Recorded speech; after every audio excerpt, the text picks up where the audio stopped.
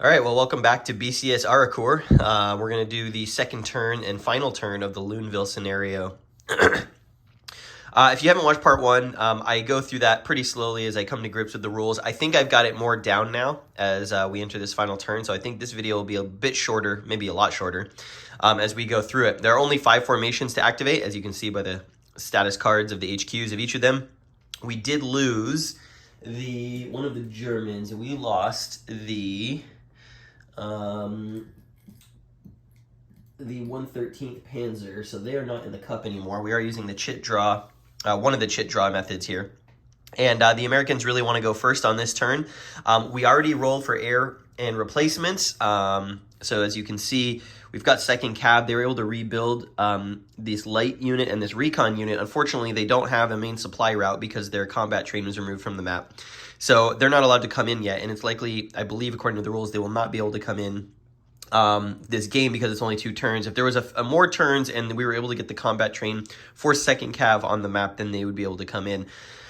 So it's looking like those replacements, though they were used, are going to be wasted in this scenario. Germans didn't really have to do much with their replacements. They replaced a couple of step losses that they had. Otherwise, this is the situation. The Germans going to try and break into the village of Loonville, which right now is undefended, and they're right on the doorstep. So the Americans really want to go first. They really want to get CCR4 in there so the Germans have to fight their way in, basically. And then the other notable thing here is that the Germans put their Jägerpanzers, this battalion, in support of 15th Panzer Group Division. The reason they did that is because now this unit is now dispersed among the other units, giving 4 armored value to all of these infantry units. And my thinking here is that if we can get the Germans to go 15th Panzer, we want to come down and sort of interdict the approach around the village for some of these units, or possibly even eliminate second cav. Because all of these units are infantry units. We've got a Luftwaffe unit here. We've got some Pioneer units. We've got motorized infantry. They're all on their move side, but when they go to their combat side, they will benefit from the when he goes to his combat side, they'll benefit from the support there. And we should put a red support marker down to remind us so that we don't forget that this formation is now red support, meaning armored support. So all of these Jägerpanzers have been distributed. All right. I did roll for weather. We have clear weather, so line of sight is going to be 3. On the bright side, the Americans did get 3 points of air support this turn, so that could be the difference. All right, let's draw the chits and see who's going to go first. There's only 5 chits in the cup. We're going to draw 3. There's 2 and 3, and whoever gets the most is going to go first. Likely going to be the Americans, but we shall see. It is going to be the Americans, so they have a decision to make. Do they want CCR4 or CCA4 to go first? Obviously, the answer is clear there. They want CCR4 to get in there to defend the village, force the Germans to take it from them. So that's what we're going to do, and I will come back after their activation is over and show you where they ended up. All right, CCR4 has completed their activation. They repositioned their units, redeployed them here to Loonville. They put an objective. They got only a half activation, which means they only had half movement and half artillery, but it was okay. That was enough to get them where they needed to go. They came down this way across the road, crossed the bridge into the town. They put this mechanized infantry and these tank units here, this battalion, in the actual victory point hex itself. Then they decided, because they had the action advantage and a pretty good DRM situation going on with them, they decided that they were going to make a normal attack against the really powerful Panzer unit of the Germans, who's now up here. He was here. It was mostly a success. They achieved what they wanted. They forced it to retreat. They did take some losses in that attack here on this tank unit, but they did force it back, and now they occupy the defensive position in the region where the Germans need to take to win the game. So we'll see what happens. Let's oh, and then by the way, they chose not to do a second activation because there's really nothing they could do with it. They could have tried to put some artillery down on this unit here, but that doesn't really get them anything. And they're also at fatigue 3, so it's very unlikely that they would succeed at a second activation, so I just left them. They're done. Let's see what we get out of the cup for the next one. There's 4 chits in there. That's going to be drawing 3, and we'll see who takes the next one. The Germans would like to go next, and they are going to go next. So we drew 3. The person who's got the most gets to pick one of the 2. And I think what they're going to do is they're going to go ahead and take 15th Panzer. They want to close this up. They know that, well, So the thing here is if they take 15th Panzer, they can activate all of this stuff. They can kind of close in here behind, potentially jump the HQ and defeat these engineers here. Unfortunately, I think the more important thing is that they need 111th Panzer first, potentially. I'm just trying to think if... Let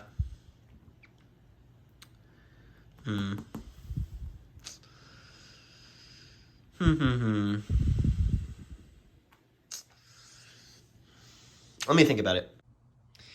All right, so we did decide to take the 111th Panzer activation first. It is critical that we get into the town, because if we can take it, CCA4 is not going to be able to probably dislodge us. So what we did, well, we moved these mechanized infantry over to separate this headquarters with this recon unit when it's their time, 2nd Cav's time to go. Just provide some more difficulty.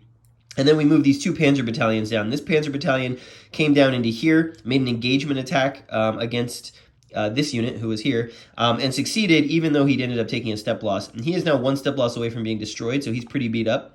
But we did force out this American tank unit back across the river, and he also took a loss there, and he is at 3 step losses. So that engagement, very fortuitous. That had the bonus effect of meaning that now we can target this mechanized infantry, and we can target this mechanized infantry to try and drop their support, meaning they would not be able to benefit from this limited support tank destroyer unit that's in under this HQ's command. So after that, we decided to just do 1 engagement. I didn't want to risk taking another loss to this unit because then he wouldn't be present for the attack, and we really need him present for the attack. We moved this unit down here, and don't forget there is a screen zone from 7 Cav, so this is as much movement points as we could get down to here. Now he is on his deployed side, so his armor value is 5, which is really good. He made 2 engagements here. We did an engagement... oh, you know what? Actually, I mistook. So this unit, when he engaged, he ended up taking a step loss and did not force the retreat. This first engagement forced the retreat on this unit. Then we did an engagement to try and drop the support of this mechanized infantry, and unfortunately we failed, and we took a loss from that. So now we've done all of our fire events during our move phase, and now we can do an attack, and that's what I really want to do here. This also caused a traffic marker. We want to do an attack on this town. So it's not going to be easy because this unit is an efficiency of 4, but we do have the advantage of being able to use our artillery, so we are going to use that from this headquarters. And I will roll up this attack, and I'll show you the outcome of that. Well, all right. The result of that combat is that we did manage to dislodge this mechanized infantry unit from the town, and that's an advance. That is huge. For a number of reasons. These are going to go away, so we're just going to take these off. This double objective is going to go away as well. That is huge. The Germans have managed to take control of the town. They need that to win. Really just overwhelming with those panzers. Very powerful. So that's that. We are going to see if we're going to do a second activation with them. I can't do prepared defense on a second activation, but what I could still do is eliminate or jump this HQ. I can potentially do an engagement against this screening unit here, which may be worth it. It's only got 1 step. I could also, if I can, yeah, we'll see. I might go for a second activation just to make the most of what I've got. I can also, if I do a second activation, I can also potentially attack these engineers here. Like, there's a lot of options if I can do it, so let's try it. All right, well, we rolled boxcars on the activation roll for second activation, so they are definitely going to go again. We're going to put an objective marker right here. We're going to go for the throat. We're going to go for the killing blow. We're going to try and wipe out 2nd Cav while we're at it with these mobile infantry units. So let's get to it. Okay, well, it's going from bad to worse. So first of all, we moved this severely reduced Panzer unit down. We did a couple of, well, first we did an engagement attack here against this mechanized infantry who was here. Sorry, there was an engineer here. We did it against the engineer. He had support, so we did an engagement to drop that support. Not only did we drop that support, we did a step loss as well. So we actually eliminated the support unit attached to CCR4, which is like devastating. That left the engineer unit in that hex on his combat side there. We did another engagement here. That I believe failed. I can't remember exactly what we did there. Anyways, then we moved this unit down. We did another, we did an attack by fire. Yeah, so we did an attack by fire. That was the second one here. We did a step loss. We did another attack by fire here. That was also a step loss.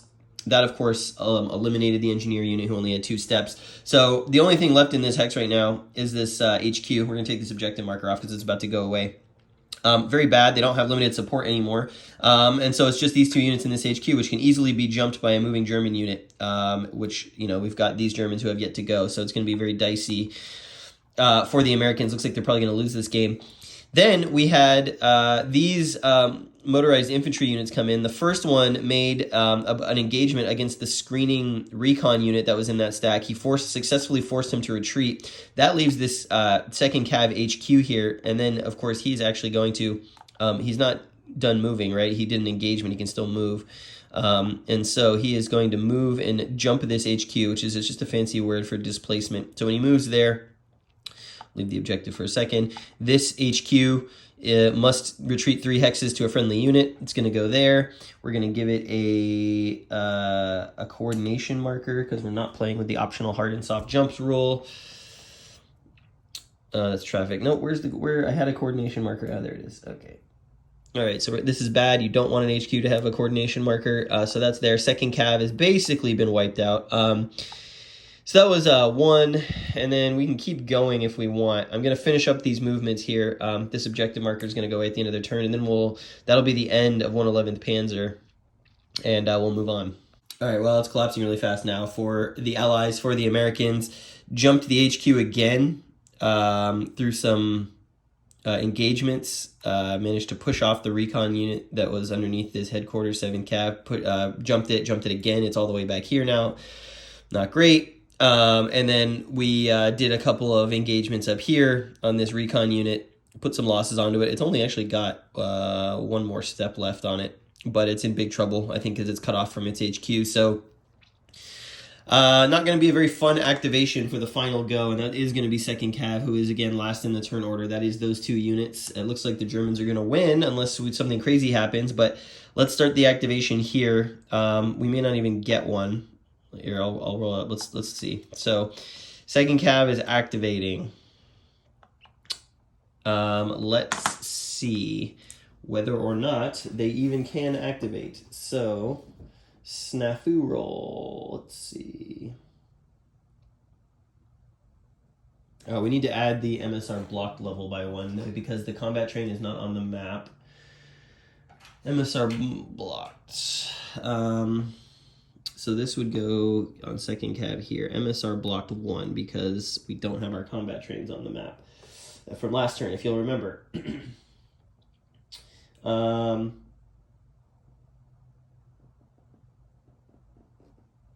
right, snafu roll. Let's do it. Let's see what we get. It's probably not going to activate. We get a 5. It's going to be minus...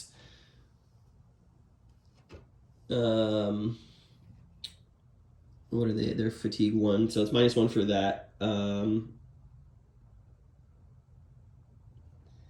Block level 1, -1, that's -2.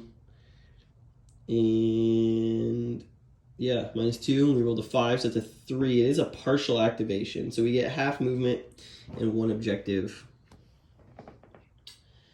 Oh, I'm sorry, we had a coordination marker as well. So -1 for coordination, -1 for fatigue, that's -2.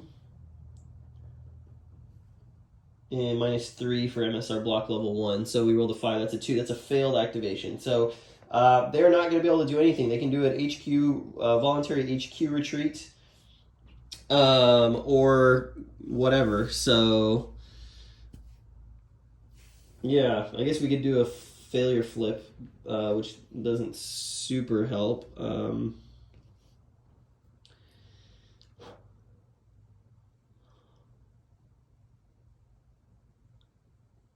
Yeah, we can do a failure flip. So what we would do is remove the coordination marker, I believe is how this goes. There's no combat trains, remove drop support, reduce fatigue by 1. So that would send them down to 0. Let's get a 0 marker. So if, and then apply isolation effects, which we are going to have, I believe, with this unit here. So let me roll that up. All right, it actually turns out that this unit is not isolated, and it's specifically because the HQ is able to retreat to a situation where it can actually trace a command range around to the unit there. But unfortunately, it got a fail on its activation, and like you saw, and it's a failure flip, so it means it's done. Yeah, and I guess conceivably, if I hadn't done a failure flip, if I had left its fatigue at 1, I could have tried to do another activation. Okay, let's try that instead. Let's just see if we can get it. If I just done a regular fail, if we go for a second activation, I rolled a 5. That is a higher than 4, so we can try and roll snafu.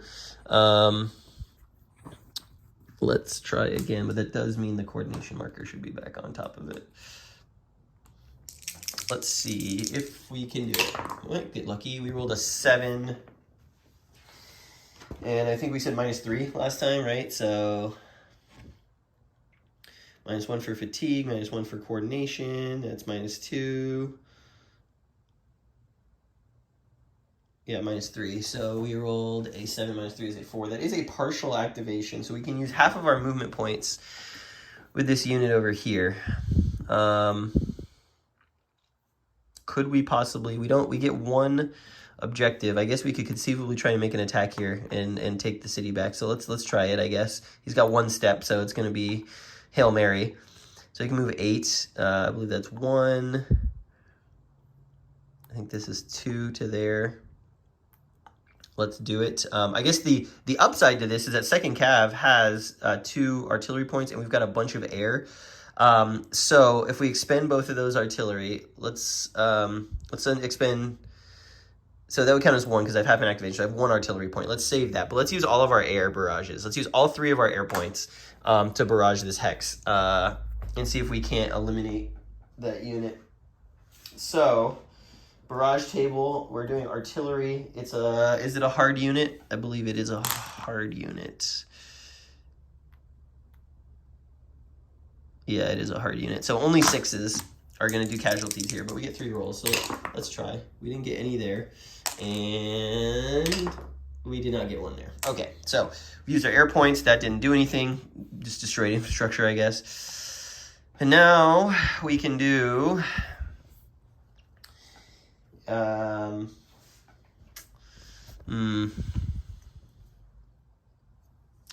Now we can do an attack. We could do an engagement. An engagement there would probably be bad. I would be at 5 to 5.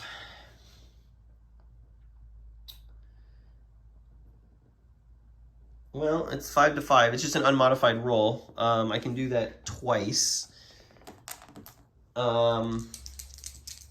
I mean, I only got 1 step left if I fail. I mean, I think the chances are that I would both take a loss. So I think I'm not going to do any engagements there. I'm just going to try and do a regular attack to see if I can dislodge him.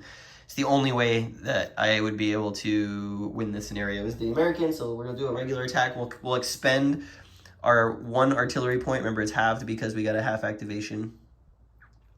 I got to check to see if you can expend artillery if main supply rate's blocked. 1 second. I'm actually going to go back and redo one thing. So instead of doing those air barrages here, which would have precluded me from using my last artillery point in support for the attack, I'm going to have done the... I'm actually going to have moved here. Let's do it this way.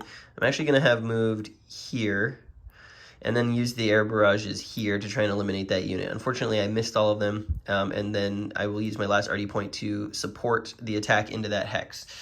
You are allowed to do an attack, it looks like, if your MSR is blocked. So let's do the attack. This is it for the game right here. So we take the action rating of each unit. We have got a 4 for our U.S. Recon 2nd Cav, and we have got a 3 for the German Panzers there. Okay, and so that is a +1 for the Americans. MSR blocked. Yes, we do have an MSR blocked, so we're -1, so we're flat. We did do a suppression mission with our regular attack, so that's going to be +2. And defender, he's going to get +1 because he is a, I believe he's a dual unit. No, he is a regular AV unit. He's a Yeah, there's no bonus there. Interesting. He's not dual, so he's not infantry, he's not standoff, so he doesn't get a bonus there. And this is the table I'm looking at, by the way. So he's none of these. Is he hard red AV in open? No, he's in a village. Is he an AV unit in urban? No. So there's actually no. It's actually the worst defensive unit to put in that particular hex, actually. So it's a +2 on the attack. Here's the table. What we really want here is a 7 or better. I think we might be able to get it, actually.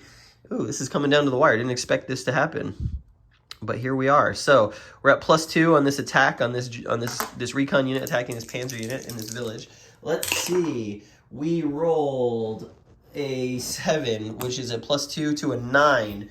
That is going to be a de-situational result and traffic. A situational result means if the defender is in key terrain, he doesn't have to retreat, but does take a step loss. Is a village key terrain? No, it is not. That means this unit does actually have to take a retreat result, which is super interesting here.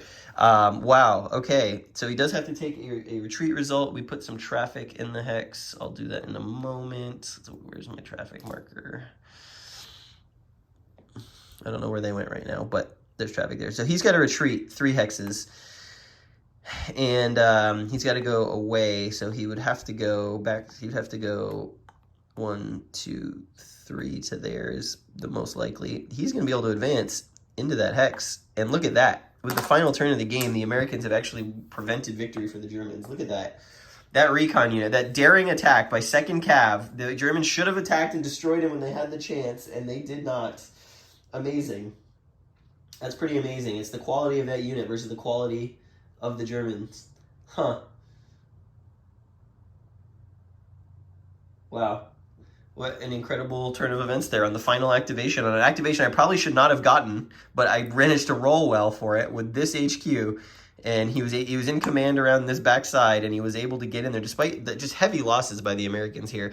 Wow. Okay, well, look at that. End of turn 2. That was the final activation. The Americans win the scenario. Okay, didn't expect it, but there you are. So that's BCS in a nutshell. Pretty tense, pretty exciting, pretty quick playing once you kind of get it. And as you do this, the muscle memory starts to build up, and you start to get a better sense of how to do stuff properly and effectively. I'm going to take a break here, collect my thoughts, and I'll give you my first impressions on this first playthrough, this very short scenario playthrough of BCS, which is a really different system.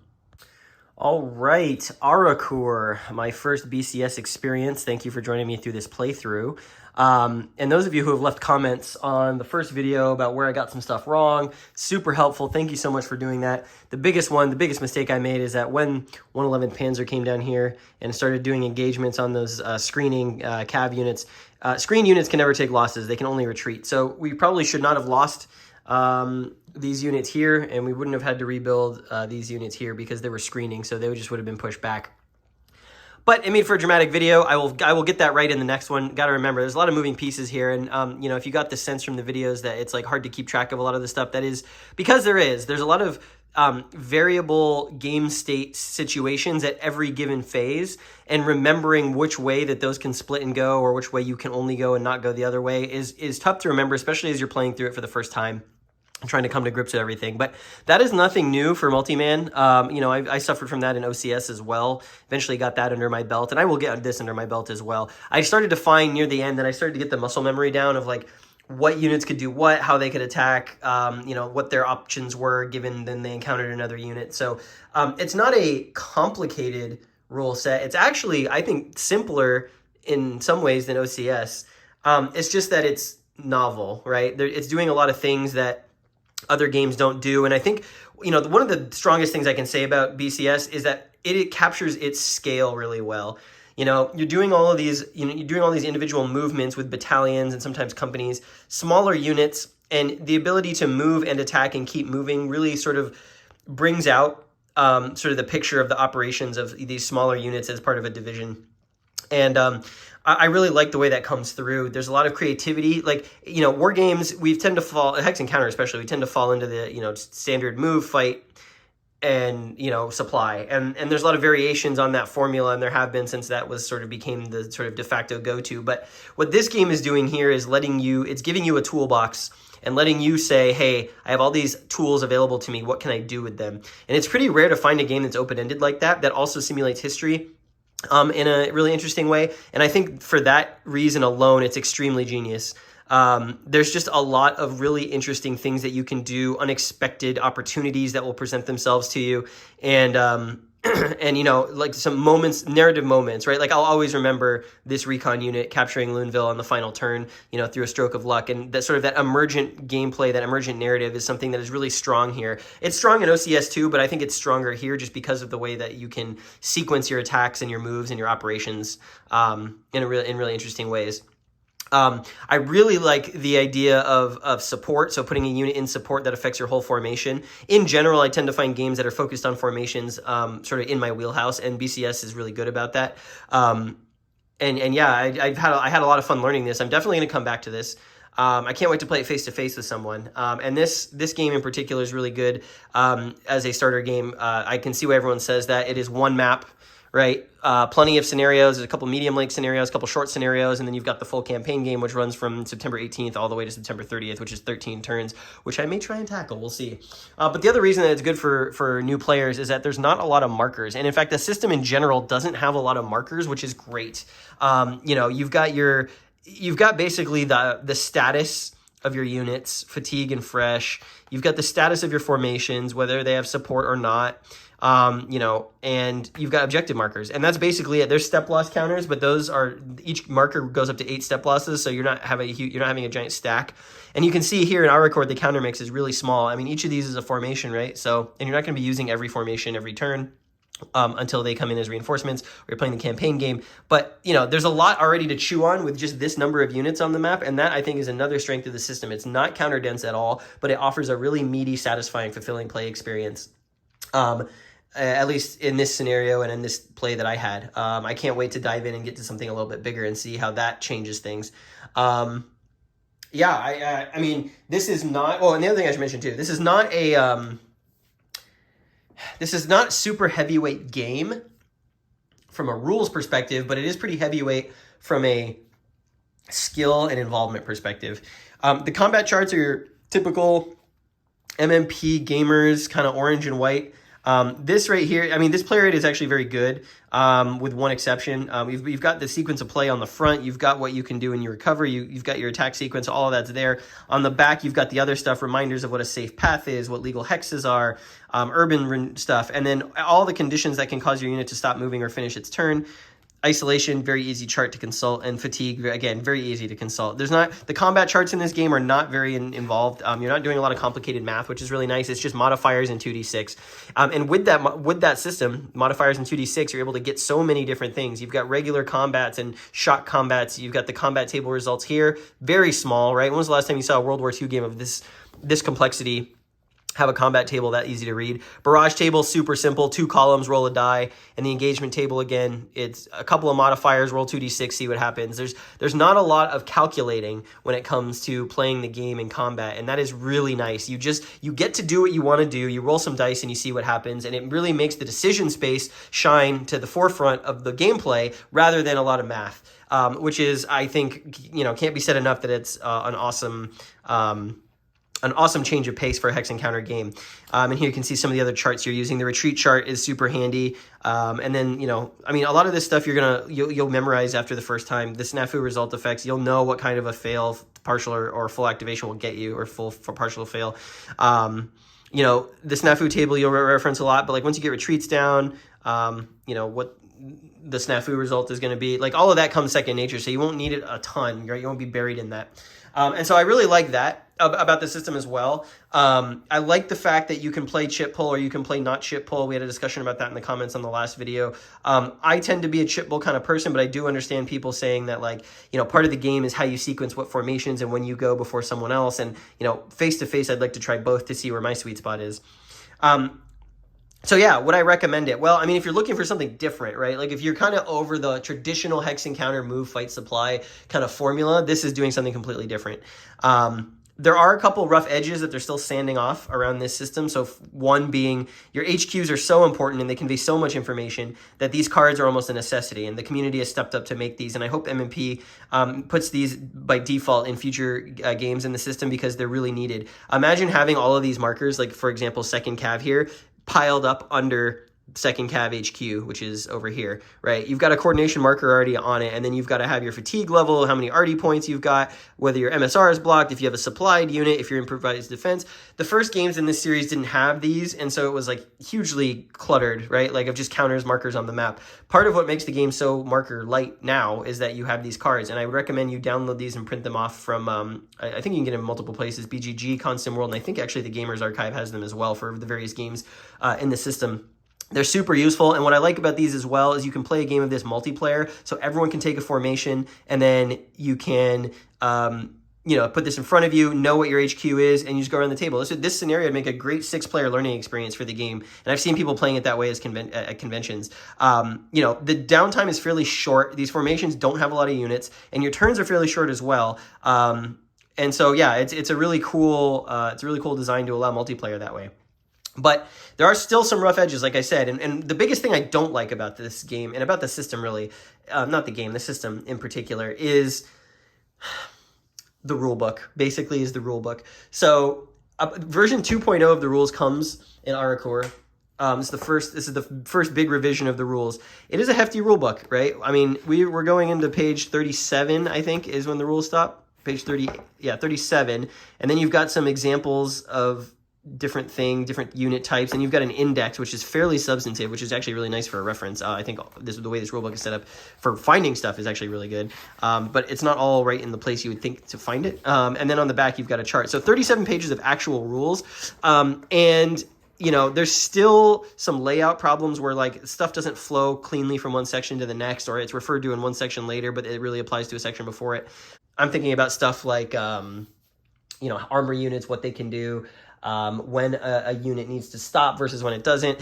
So I would hate to go back and look at version 1 of the rules, because this still needs some development, I feel. And I can only imagine trying to learn this off version 1. I still struggled learning this off of version 2. The other big problem, and this is where I think the biggest problem with the system lies, is the general accessibility of the system given these rules. The rules are hell-bent on using their own terminology for things in other war games that are called something else. So for example, biggest example here,